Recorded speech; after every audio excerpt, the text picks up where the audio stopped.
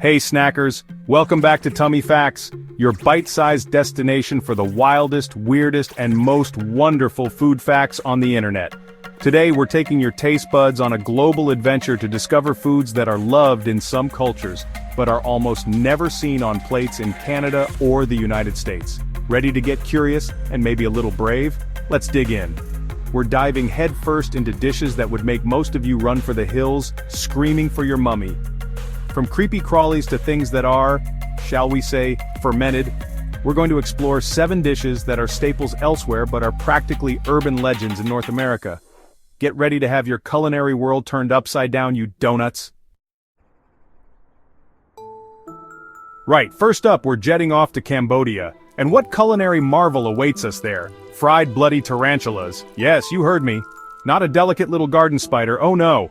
We're talking giant hairy tarantulas, deep fried until they're supposedly crispy. They call them a ping in a town called Skuon, where these 8-legged freaks are apparently a source of local pride. Pride? In eating something that looks like it crawled out of a horror film? Honestly, what is wrong with you people? They say it's a crunchy snack. A crunchy snack. I've had crunchy snacks. Crisps are crunchy, nuts are crunchy. A bloody tarantula leg snapping in your mouth? That's not a snack, that's a dare from a lunatic. And get this, they eat them whole. Whole. Fangs, legs, hairy abdomen, the lot. Apparently these spiders are a delicacy. A delicacy. Like caviar or white truffles? I don't think so, mate. And they tout it as a valuable source of protein in rural communities. Protein? There's protein in a nice piece of chicken, a beautiful steak, even a humble bloody lentil. Imagine the scene. Darling, what's for dinner? Oh, just whipping up a batch of crispy tarantulas, love. While it might sound scary, no, it sounds bloody terrifying, they're genuinely considered a treat. People seek them out. Tourists, probably dared by their idiot mates, line up to try them. It's a spectacle, I suppose. But food? I'm still struggling with that concept. But credit where it's due, if it keeps people fed and it's part of their culture, who am I to judge? Well, actually, I'm Gordon Ramsay. Judging is what I bloody do. So, would you dare to try one? Would you really pick up one of these crispy critters and take a bite? Think about it. The crunch, the taste, whatever that might be. If you're in Skuon, fill your boots. Just don't expect me to join you for that particular snack. Next we're off to Laos, and if you thought spiders were bad, wait till you hear this. We're talking about a dish called Geng Kai Mat Deng. Sounds exotic, doesn't it? Well, let me translate that for you. It's white ant egg soup. Yes, bloody ant eggs. Floating about in your broth like tiny pale insectoid pearls. This isn't just a few stray ants that accidentally fell into the pot, oh no. This is a traditional soup, deliberately made by simmering red ant eggs with herbs. Red ant eggs, mind you, so you've got the little white things and they come from red ants. It's a whole bloody ant family affair in your soup bowl.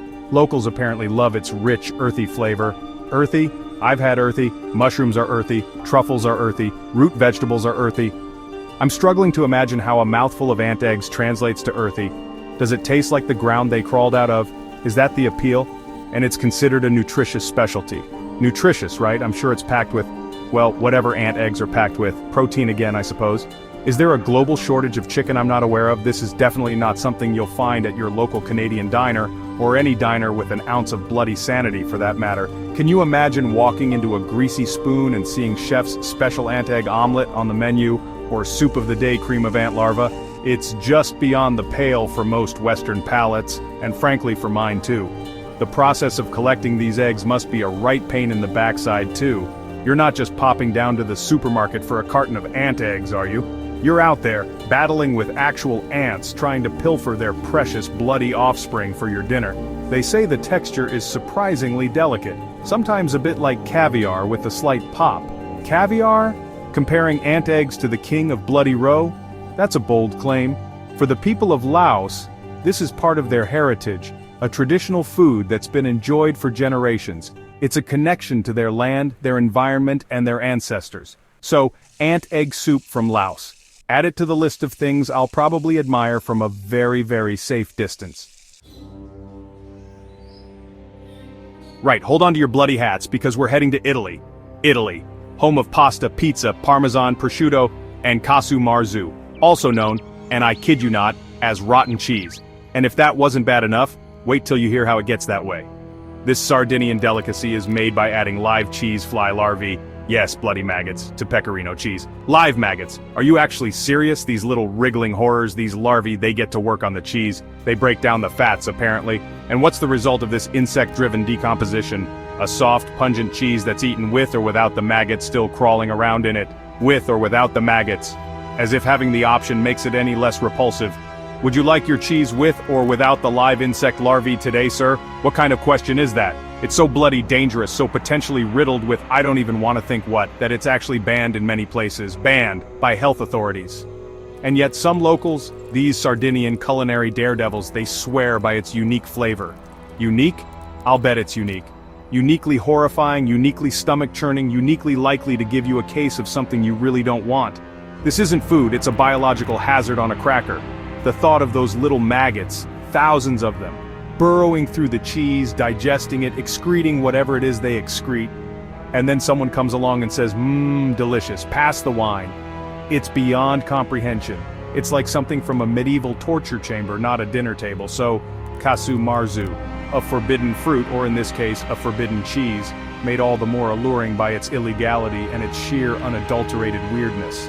I'd rather have a nice, safe, maggot-free cheddar, thank you very much.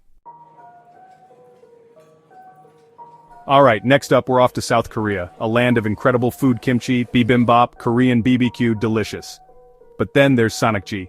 And what, you ask, is sanakji? It's live octopus. Yes, live. As in, still bloody moving when it hits your plate. They take a small octopus, chop it up while it's still alive, and serve it immediately. The tentacles are writhing, squirming, sticking to your chopsticks, your tongue, the inside of your bloody throat if you're not careful.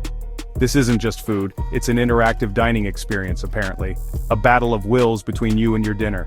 Seasoned with a bit of sesame oil and some sesame seeds, as if that somehow distracts from the fact that you're eating something that's still visibly, undeniably alive. It's a dish that's as much about the experience and the thrill as it is about the taste.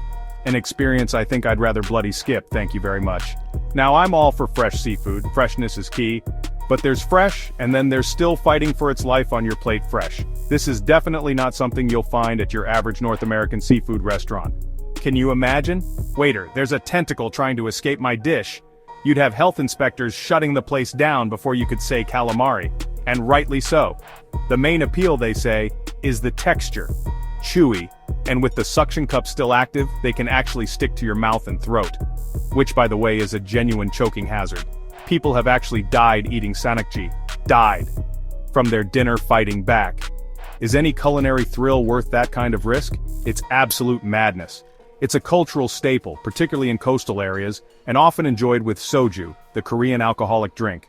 Perhaps you need a fair bit of liquid courage to tackle a plate of writhing octopus parts. For many Koreans, it's a delicacy, a unique culinary adventure. For tourists, it's often a dare, a story to tell back home. So, sanakji. Live, squirming, potentially lethal octopus. It's a firm no thank you from me. Right, let's move on to something that's perhaps less about the ick factor of insects or live animals and more about a cultural taboo, at least in some parts of the world. We're talking about horse meat, now in countries like Uzbekistan, Kazakhstan, and even parts of Europe. France, Belgium, Italy, believe it or not, horse meat is a staple. It's not some weird, exotic shock value dish, it's just another type of red meat on the menu. They serve it in stews, they make sausages out of it. Kazi is a famous horse meat sausage in Central Asia, and they even grill it as kebabs. For them, it's a normal part of their cuisine, often prized for its lean texture and slightly sweet flavor. It's been a food source for centuries, particularly in nomadic cultures where horses were, and still are, incredibly important for transportation and survival. Eating horse was just a practical matter. However, you cross over to Canada or the USA, and the idea of eating horse meat is met with, shall we say, strong resistance. It's considered taboo by many. Horses are seen as companion animals, noble steeds, pets even. The thought of Black Beauty ending up in a bolognese sauce is enough to make most North Americans feel pretty queasy, and I can understand that sentiment, I really can. It's a cultural difference, plain and simple. So, while you might find horse meat proudly displayed in butcher shops in Bishkek, or on a bistro menu in Paris, you certainly won't see it nestled between the beef and chicken at your local North American supermarket. From a purely culinary perspective, those who eat it say it's a healthy alternative to other red meats, lower in fat, higher in iron and omega-3s. It has a distinct taste, apparently richer than beef, but not as gamey as venison. Prepared properly by chefs who know what they're doing, it can be a perfectly delicious and nutritious meal. But it's that psychological barrier, that emotional connection many people have with horses, that makes it a non-starter. So, horse meat, a staple for millions, a taboo for millions more. It's not about live maggots or squirming tentacles this time, but about a deep-seated cultural viewpoint. Alright, let's venture into the icy climes of Greenland and Arctic Canada. Here we find a traditional Inuit food called muktuk. And what is muktuk, you ask? It's whale skin and blubber. Yes, you heard that right. The thick, fatty layer from whales, primarily bowhead, narwhal, or beluga. And it's typically eaten raw, though sometimes it's boiled, pickled, or even deep-fried. Raw whale blubber, let that sink in for a moment. Now, before you recoil in horror, you've got to understand the context. For centuries, for millennia even, muktuk has been a vital food source for the Inuit and other Arctic indigenous communities. In an environment where fresh vegetables are non-existent for most of the year and agriculture is impossible, the sea is the primary provider. And whales, when successfully hunted, offer a massive bounty of calories, vitamins, and minerals. This isn't some bizarre delicacy people eat for kicks. This is survival. Muktuk is packed with nutrients. The skin is rich in vitamin C, which is crucial when you don't have access to fruits. And the blubber is an incredible source of energy, vitamin D, and omega-3 fatty acids.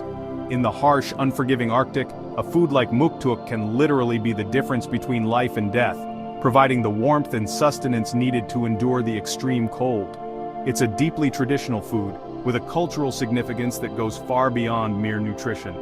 Whale hunts are communal events, steeped in ancient practices and spiritual beliefs. Sharing muktuk is an important part of Inuit culture, fostering community bonds and passing down traditions from one generation to the next. To dismiss it as weird is to ignore its profound importance to the people who rely on it. So muktuk, whale skin and blubber.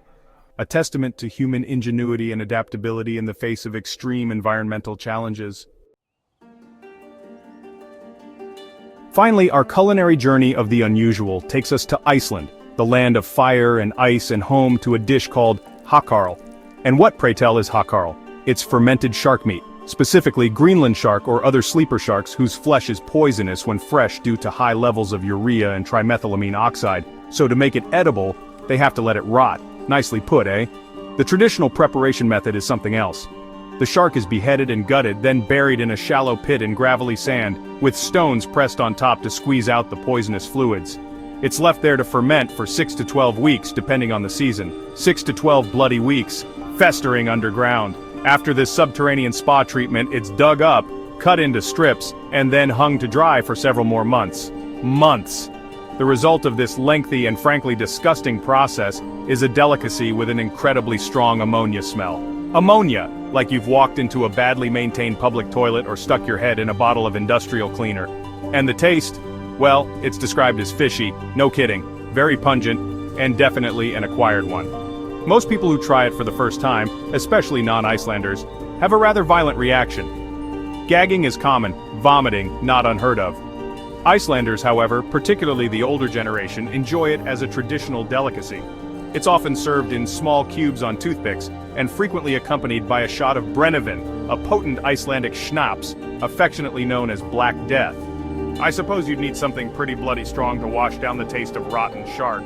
It's a national dish, part of their Viking heritage, a testament to making the most of scarce resources in a challenging environment.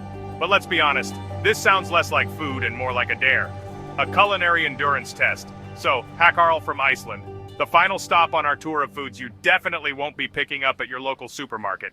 It's pungent, it's potent, and it's probably best left to the Icelanders and the truly adventurous or foolish tourists. And there you have it, 7 foods from around the world that are beloved in their home countries but rarely, if ever, seen in Canada or the USA. Which one would you be brave enough to try? Let us know in the comments. If you love this global food adventure, don't forget to like, subscribe, and ring that notification bell for more wild food facts. Got a weird dish from your culture? Share it below.